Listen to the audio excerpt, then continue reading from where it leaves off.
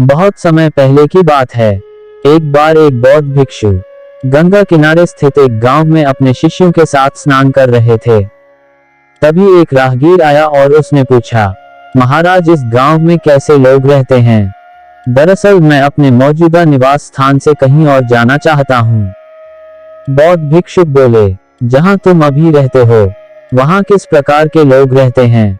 मत पूछिए महाराज, राहगीर बोला, वहाँ तो एक से बढ़कर एक कपटी, दुष्ट और बुरे लोग बसे हुए हैं। यह सुनकर बौद्ध भिक्षुक बोले, इस गांव में भी तुम्हें बिल्कुल उसी तरह के लोग मिलेंगे। यहाँ भी कपटी, दुष्ट और बुरे लोग रहते हैं। यह सुनकर राहगीर आगे बढ़ गया। कुछ समय बाद एक दूसरा राहगीर वहां से गुजरा। उसने भी बौद्ध भिक्षुक से वही प्रश्न पूछा, मुझे किसी नई जगह में रहना है, क्या आप बता सकते हैं इस गांव में कैसे लोग रहते हैं? जहां तुम अभी निवास करते हो वहां किस प्रकार के लोग रहते हैं?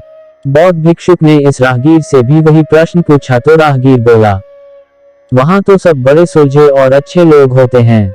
बिल्कुल उसी प्रकार के लोग यहाँ भी मिलेंगे, सभी सुलझे और अच्छे। बौद्ध भिक्षुक ने अपनी बात पूरी की और अपने दैनिक कार्य में लग गए, पर उनके शिष्य सब देख रहे थे और राहगीर के जाते ही उन्होंने पूछा, क्षमा कीजिएगा गुरुजी, पर आपने दोनों राहगीरों को एक ही स्थान के बारे में अलग अलग बातें क्यों बताई? बौद्ध भिक्षुक गंभीरता से बोले, शिष्यों, आमतौर पर हम चीजों को वैसे नहीं देखते हैं जैसे वे हैं, बल्कि उन्हें हम ऐसे देखते हैं जैसे कि हम खुद हैं। हर जगह हर प्रकार के लोग रहते हैं। यह हम पर निर्भर करता है कि हम किस तरह से लोगों को देखना चाहते हैं। अक्सर इंसान दूसरों को उसी नजरिए से देखता है जैसा वो खुद होता है।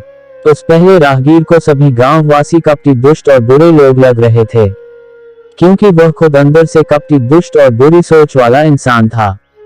जबकि दूसरे राहगीर को सभी लोग सुलझे और अच्छे विचारों वाले लगे, क्योंकि वह खुद भी सुलझे और अच्छे विचार वाला इंसान था।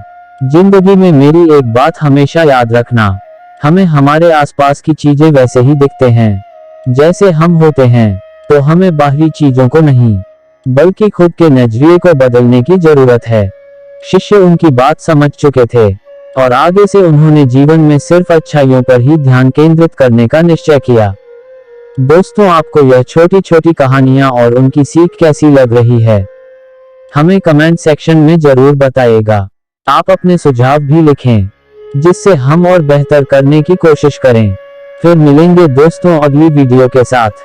तब तक के लिए अपना ख्याल रखना और हमेशा मुस्कुराते रहना।